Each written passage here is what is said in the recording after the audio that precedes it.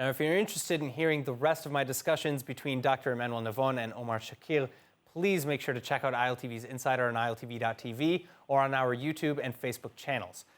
Now, good news on the coronavirus front. Israel reporting the lowest overnight contagion since last year. Finally dropping back below 5%, the COVID-19 spread rate now around 4.8%, the lowest 24-hour rate since December. Verified active infections rising, though, by 4,265 since Tuesday to a total of 42,733, 717 in serious condition, and the death toll nearly at 5,800.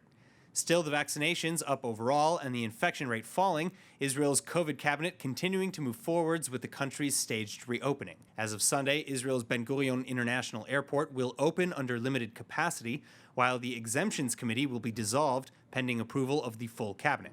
That means that up to 1,000 Israelis will be able to return home per day, rising up to 3,000 per day by March 14. And those flying into Israel will be required only to take one COVID test before boarding and another before entering the country. They'll then be allowed to choose between isolation at home, likely with a bracelet monitor, or in a state-run COVID hotel. As for those choosing to leave the country, only green passport holders will be allowed to fly abroad, and they'll be exempt from isolation upon return.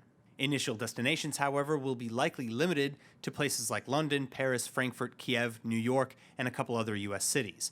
Meanwhile, land crossings with Egypt and Jordan will similarly reopen a couple times a week and for a limited number of people. Nothing without its consequences, though. Public health services authorities warning against the reopening of the skies and the entry of new virus mutations that will likely follow from the move. This as the new and contagious New York strain has already been found in Israel, with at least 3 Israelis confirmed as carriers.